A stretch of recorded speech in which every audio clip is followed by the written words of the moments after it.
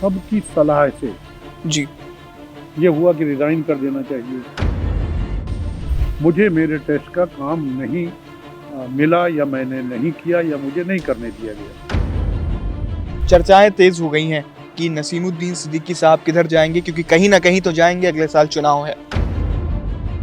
आपने 10 दिन इंतजार किया, तो 2-4 दिन और कर लीजिए। ये नहीं तय कर सकता कि कहाँ जाना है या अपना संगठन बनाना है। कितने लोग हैं जो आपके साथ इस वक्त हैं? हाल 13,700 लोगों ने जी। अपने अपने सुझाव रखे हैं। जी। वो पूरी फाइल बनी हुई है। उत्तर प्रदेश में सबसे अच्छा दल आपको कौन सा लगता है? अरे भाई, वो 733 किसान जो मर गए जाड़ा गर्मी बरसात में दिल्ली के बॉर्डर में बैठे हुए, जो आपने दिल्ली नहीं जाने दिया, उनकी मौत का जिम्मेदार कौन है? अखिलेश यादव जी से कोई बातचीत हुई क्या पार्टी छोड़ने के बाद? बहुत से लोगों के बाद। दुआ कीजिए हम में प्यार के रिश्ते रहे कायम, ये रिश्ता टूट जाएगा तो भारत टूट जाएगा। नाजरीन आदाब, नमस्कार। मेरा नाम है हसन रिजवी और आपने बतकही चौक देखना शुरू कर दिया है। हमारे दरमियान आज नसीमुद्दीन सिद्दीकी साहब मौजूद है। जो लोग उत्तर प्रदेश की राजनीति से वाकिफ़ होंगे वो इस नाम से भी इत्तेफाक रखते होंगे। उत्तर प्रदेश की राजनीति में नसीमुद्दीन सिद्दीकी एक बड़ा नाम है। साल 1991 में नसीमुद्दीन जी पहली बार विधायक बने और आगे चलकर इन्हें बसपा सरकार में मंत्री बनने का भी मौका मिला।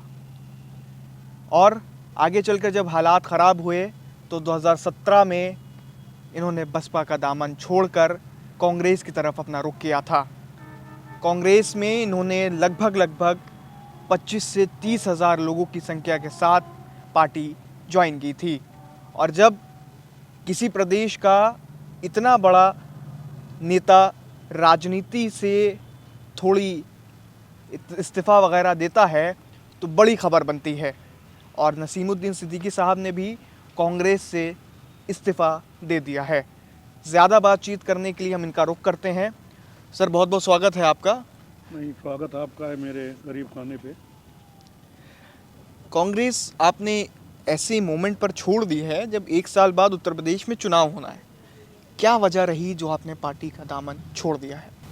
देखिए, अगर मेरी नीयत ख़राब होती या कांग्रेस को मैं कमज़ोर करना चाहता तो अक्सर लोग उस टाइम पे छोड़ते हैं जब इलेक्शन अनाउंस हो जाता है। अभी 1 साल 2 महीना थे जब मैंने कांग्रेस पार्टी छोड़ी है। जी। क्योंकि मेरे जो काम करने का तरीका है वो अलग है। जी। मैं बात करके नेताओं से कांग्रेस ज्वाइन की थी कि मुझे कोई पद नहीं चाहिए, किसी तरीके का कोई तमगा नहीं चाहिए, जी। मुझे ज़मीन पे काम करने का मौका मिलना चाहिए। क्योंकि 36 साल मैंने गरीबों की झुग्गी झोपड़ी में जा कर के वहीं रात बिता के उनके बीच में खाना खा करके लोगों का दिल जीतने का काम किया है। जी। और मैं वही काम कांग्रेस में करूँगा। मुझे कोई ऐसा नहीं चाहिए कि मैं जनसभाओं में भाषण दूँ, मुझे कोई अध्यक्ष या फलां बनाया जाए। लेकिन 8 साल तक मैं बड़े नेताओं से, छोटे नेताओं से काम मांगता रहा कि मुझे एक गांव दे दीजिए। मेरे हिसाब से मैं उसको संगठन तैयार करना चाहता हूँ, जोड़ना चाहता हूँ। और जब समझ में आए तो एक जिला, फिर कमिश्नरी, फिर वो अलग बात है। जी। लेकिन जब 8 साल तक मुझे मेरे टेस्ट के हिसाब से काम नहीं मैं कर पाया तो मैंने मजबूरी में इस्तीफ़ा दे दिया। क्योंकि मुझे ये लगने लगा कि जो मेरे काम करने का तरीका है वो ना होने की वजह से मुझ में जंग लग रहा है। जी। तो क्या उसके बाद देखा गया कि कांग्रेस के जो प्रदेश अध्यक्ष हैं उनसे मुलाकात हुई, और ऐसा अनुमान लगाए जा सकते हैं क्योंकि आपने दिल्ली से ज्वाइन की थी पार्टी, तो दिल्ली से भी कुछ लोगों का फ़ोन तो आपके पास ज़रूर आया होगा। तो क्या बातचीत हुई? क्या आपकी मांगों पर कुछ मोहर लगी? देखिए, मेरी कोई मांग ही नहीं, एक ही मांग थी, काम, कुछ नहीं इसके अलावा। ज़मीन पे ग्रास रूट लेवल पे काम, लोगों का दिल जीतने का काम, लोगों के सुख दुख में शामिल होकर के कांग्रेस को मजबूत करने का काम। और जब मैं वो काम नहीं कर पाया तो फिर कहीं से फ़ोन आए, कहीं से बातचीत हो। मैं इसका मतलब ये नहीं कि मैं कांग्रेस को कमज़ोर करना चाहता हूँ। लेकिन उत्तर प्रदेश में कांग्रेस की जो स्थिति है इस वक्त वो लगातार जो है वो कांग्रेस का सूरज जो है वो गुरूब हो रहा है। तो क्या यही वजह मानते हैं क्योंकि कांग्रेस लोगों को परख नहीं पाती है, जैसे आपको नहीं परखा, अच्छी लीडरशिप नहीं दे पा रही है क्षेत्रों में, यही वजह है पतन की? देखिए, जवाब तो कांग्रेस देगी, मैं कांग्रेस में हूँ नहीं। मैं अपनी बात कर सकता हूँ, बाकी मैं इधर उधर नहीं जाना चाहता हूँ। मुझे मेरे टेस्ट का काम नहीं मिला, या मैंने नहीं किया, या मुझे नहीं करने दिया गया। जी। इसके अलावा मैं और कुछ नहीं कहना चाहता हूँ। अच्छा। मैं कांग्रेस के नेताओं का सम्मान करता हूँ, करता रहूँगा, मेरी किसी से कोई बुराई नहीं। अच्छा, एक सवाल और है कि अब चर्चाएं तेज़ हो गई हैं कि नसीमुद्दीन सिद्दीकी साहब किधर जाएंगे, क्योंकि कहीं ना कहीं तो जाएंगे, अगले साल चुनाव है। ये भी कहा जा रहा है समाजवादी पार्टी का रुख आप कर सकते हैं, ये भी कहा जा रहा है कि आज़ाद समाज पार्टी की तरफ जा सकते हैं। किस तरफ जाएंगे आप? देखिए, जब मैंने रिज़ाइन दिया 24 जनवरी को, जी। तो मैं अकेले नहीं था। जी। यूपी के लोग थे, हालांकि लिस्ट मैंने यूपी की ही दी। जी।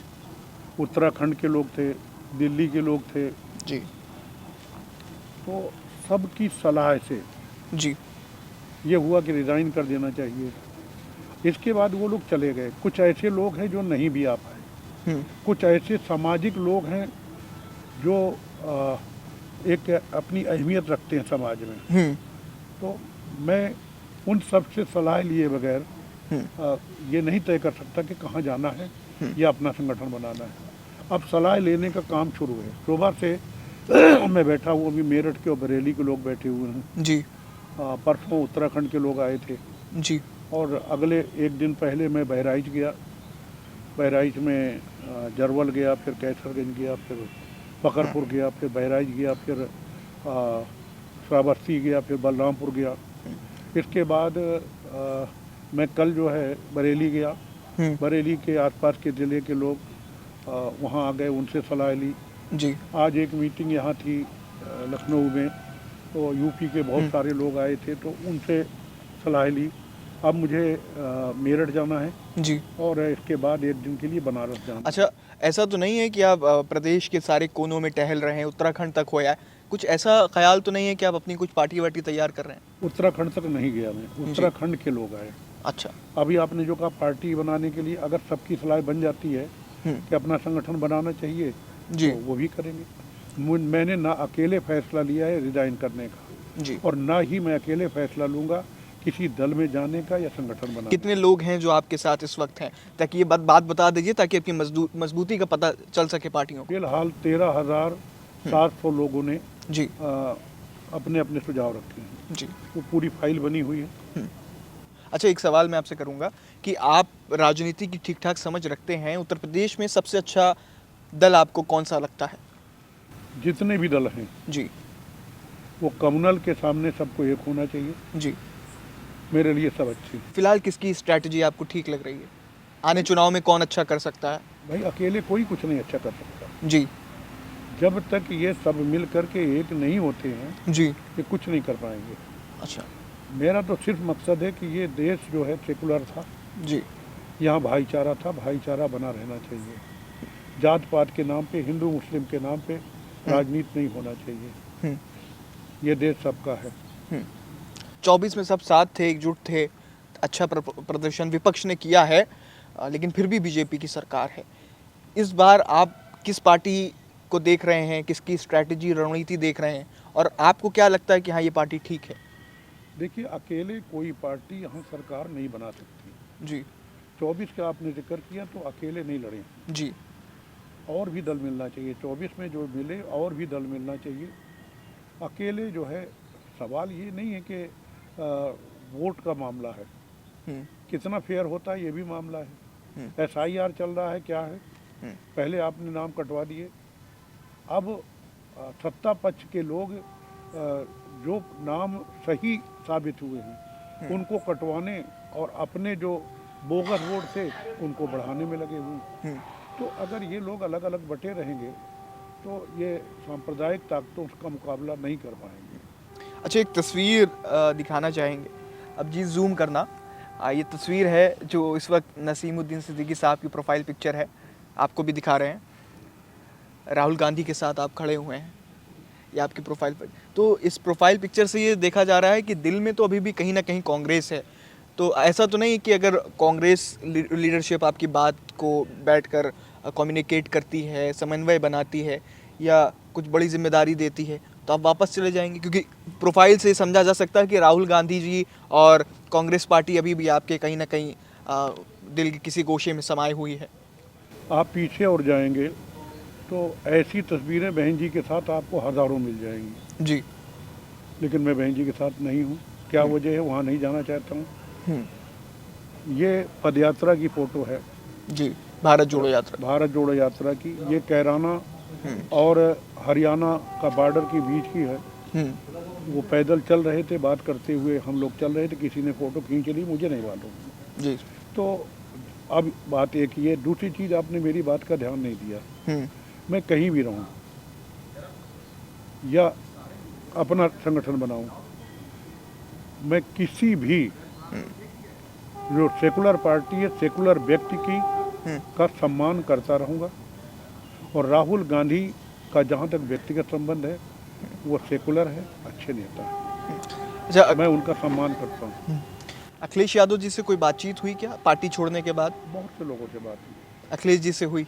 बहुत से लोगों से बात हुई। अरे यदि अखिलेश यादव आपको अपनी तरफ बुलाते हैं तो आपका क्या सुझाव, क्या जवाब? वही तो विचार हो रहा है जी कि अखिलेश जी भर नहीं है, कई लोग हैं, तो वही विचार हो रहा है, करना क्या है। हाँ, तो चर्चाएं तो तेज हैं कि आज़ाद समाज पार्टी है, समाजवादी पार्टी है, बसपा की तरफ आप जाएंगे नहीं, अब बहुत समय बिता चुके हैं वहाँ। देखिए, 2-4 दिन और इंतज़ार कर लीजिए। आपने 10 दिन इंतज़ार किया है, तो 2-4 दिन और कर लीजिए, सब सामने आ जाएगा। तो इस बार अगर अपनी पार्टी बनाते हैं या किसी पार्टी के साथ जाते हैं तो क्या कोशिश करेंगे कि 27 के इलेक्शन में क्या मुद्दे रहें? देखिए, सब जानते हैं महंगाई आसमान पे है जी। बेरोजगारी आसमान पे है। बजट पेश हुआ, किसानों को झुनझुना पकड़ा दिया गया, कुछ भी नहीं है। व्यापारियों के लिए कुछ भी नहीं दिया गया। उद्योगपतियों को आप सारे विभाग भी दे रहे हैं, 1-1 रुपए की लीज पे सारी प्रॉपर्टी दे रहे हैं। अरे भाई, किसानों के बारे में कुछ सोचो, गरीबों के बारे में सोचो, वो उस मजदूरों के बारे में सोचो। मनरेगा का नाम बदल देने भर से थोड़ी होगा। ये बेरोजगारी कैसे दूर होगी? और भाईचारा सबसे ज़्यादा अहम है। ये जो हिंदू मुस्लिम का बीज बो दिया गया है, ये जो मंदिर मस्जिद का बीज बो दिया गया है, क्या इस देश में पहले हिंदू मुस्लिम नहीं रहते थे? क्या इस देश में मंदिर मस्जिद नहीं थे या आगे नहीं रहेंगे? ये जो इस तरीके की बातें फैला करके देश को तोड़ने का प्रयास है। मैं एक सीधा सा कह दूं कि हवेली झोपड़ी सबका मुकद्दर फूट जाएगा। हवेली माने अमीर आदमी, झोपड़ी माने गरीब आदमी। हवेली झोपड़ी सबका मुकद्दर फूट जाएगा अगर ये साथ हिंदू मुस्लिम का छूट जाएगा। दुआ कीजिए हम में प्यार के रिश्ते रहें कायम। ये रिश्ता टूट जाएगा तो भारत टूट जाएगा। भारत मजबूत है तो हम मजबूत हैं। सबसे पहले भारत है,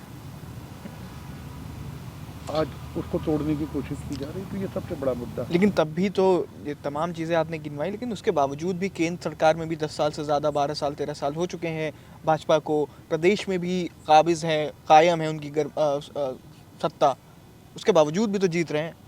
देखिए, कुछ तो ऐसा काम होगा जो लोगों को पसंद आ रहा है। ज़्यादातर जनता से झूठ बोल करके आदमी कामयाब नहीं होता है। जनता समझ रही है, जनता समझ गई है, और 2027 में और सामने आ जाएगा। मेरी ये रिकॉर्डिंग ज़रूर रखिएगा और उस टाइम पे ज़रूर देखिएगा। यानी सेकुलरिज्म को आप ज़्यादा से ज़्यादा भारत की राजनीति में सेकुलरिज्म के साथ साथ बेरोजगारी, जी, महंगाई, युवा, महिलाएं, किसान 1.5 साल तक दिल्ली बॉर्डर में बैठा रहा। आपने जो है रास्ते में कील गाड़ दिए, तुगलकी आपने कानून बना दिए, 733 किसान मर गए, और उसके बाद आपने वो कानून वापस ले लिया और अपनी पीठ ठोक ली कि हमने कानून वापस ले लिया, किसानों की बात मान ली। अरे भाई, वो 733 किसान जो मर गए जाड़ा गर्मी बरसात में दिल्ली के बॉर्डर में बैठे हुए, जो आपने दिल्ली नहीं जाने दिया, उनकी मौत का जिम्मेदार कौन है, मैं मोदी जी से पूछना चाहता हूँ। आज वो बच्चे तमाम यतीम हो गए, कौन कौन जिम्मेदार है यतीम बनाने का? तो साहब बहुत से मुद्दे। ठीक है, बहुत बहुत शुक्रिया नसीम साहब आपका हमसे रूबरू होने के लिए। तो देखिए, नसीमुद्दीन सिद्दीकी साहब को आपने सुना, फ़िलहाल इन्होंने कांग्रेस से इस्तीफ़ा दे दिया है, लेकिन अभी प्रतीक्षा में हैं और उम्मीद है जल्द ही प्रदेश की राजनीति में ये फिर से वापस होंगे। लेकिन किसके साथ वापस होंगे, ये एक सवाल है और इसका जवाब पाने के लिए काफ़ी लोग उत्सुक हैं। This video is sponsored by Ram Ram Group of Companies, co-sponsored by Nature House and Bhaiya Ji Silver Coated Ilaichi.